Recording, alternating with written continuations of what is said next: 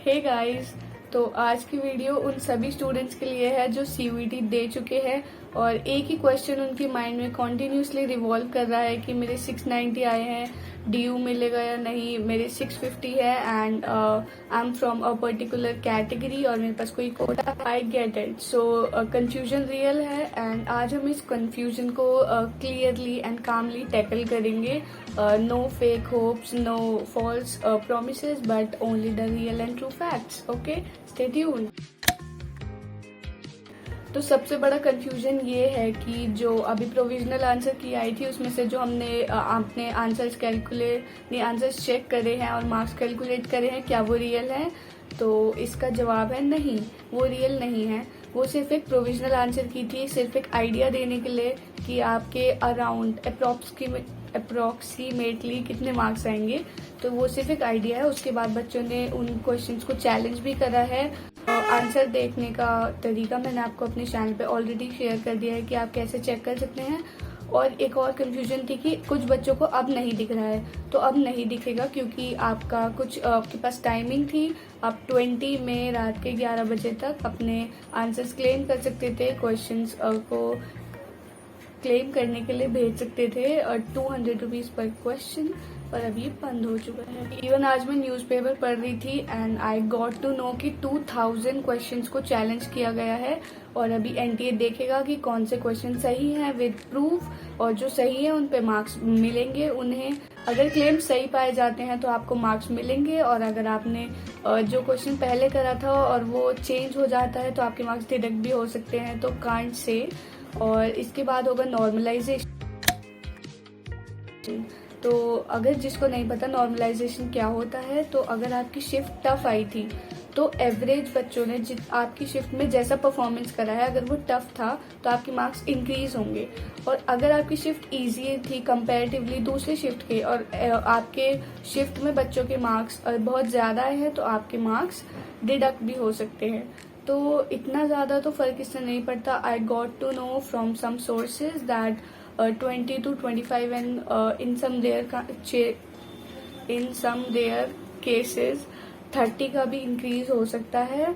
और मैंने सुना था कहीं से कि I saw particular video on my feed that किसी का 100 मार्क्स लूज हो गए थे। तो ऐसा आई गेस नहीं पॉसिबल है अभी तक। तो मुझे सोर्सेज के थ्रू पता चला है कि 100 मार्क्स तो किसी के गेन या लूज होना it is not possible. But अगर हो भी गए हैं तो वो झूठ तो नहीं बोल रहे होंगे, तो कांट से। तो नॉर्मलाइजेशन को हम कुछ ऐसे समझते हैं कि अगर आपका स्कोर 680 है तो ये 660 भी हो सकता है, 610 भी, यानी ऊपर नीचे अप्स एंड डाउन आने के दोनों के चांसेस हैं। तो अभी इस रॉ स्कोर को लेके मत चलिए, इसको कंसिडर मत करिए, कुछ भी हो सकता है आपके साथ।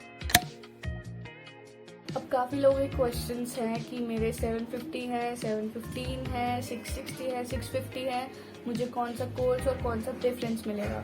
तो मेरी बात ध्यान से सुनिए। जो कट ऑफ होती है वो हर ईयर डिफरेंट होती है। 2024 की कट ऑफ को, जो कि 800 में से कैलकुलेट होती है, उसे आप 1000 के स्केल पे कन्वर्ट करके फिर उसे कंपेयर करेंगे तो दिस इज टोटली रॉन्ग, क्योंकि इस बार सारे सिस्टम चेंज हो गए हैं। पिछली बार आपको 50 में से 40 क्वेश्चंस अटेम्प्ट करने होते थे, इस बार आपको सारे टोटल क्वेश्चंस अटेम्प्ट करने होते हैं। पिछली बार आपको 200 का पेपर देना होता था, इस बार 250 का हो गया है। पिछली बार स्केल 800 का था, इस बार 1000 का हो गया है। तो उसे कंपेयर करना तो आइडल नहीं होगा मेरे ख्याल से। और अभी कट ऑफ जो आएंगी उस हिसाब से हम ऑफिशियल जब आएगा उस हिसाब से देख के करेंगे तो सही है। और ऐसा मत करिए कि मेरा रॉ स्कोर इतना है तो मैं टॉप कॉलेजेस को क्यों अपने प्रेफरेंस लिस्ट में रखूँ, क्योंकि यू नेवर नो, कुछ भी अब मिरेकल्स भी हैपन्स हो सकते हैं। तो आपको क्या करना है, जो अपनी प्रेफरेंस लिस्ट है वो अच्छे से भरनी है। यानी अगर आपको पॉल साइंस ऑनर्स करनी है डीयू में से, तो आप सबसे पहले मिरांडा, अगर आप गर्ल हैं तो Miranda, LSR, Hindu, Ramjas, KMC, Daulat Ram, Gargi, ऐसे करके भर सकते हैं। कि अगर आपको लगता है कि मुझे हिंदू मिलेगा नहीं, मिरांडा नहीं मिल सकता, चांस नहीं है, ऐसा बिल्कुल मत सोचिए, क्योंकि आई सेड कुछ भी हो सकता है। कुछ बच्चे अपना कॉलेज ड्रॉप कर देते हैं, उन्हें मिल जाता है तो, और अगर उन्हें वो कॉलेज में मिल जाता है स्पेसिफिकली तो वो दूसरा कोर्स चाहते हैं। एंड हाँ, we should, it is my opinion, we should select course over college.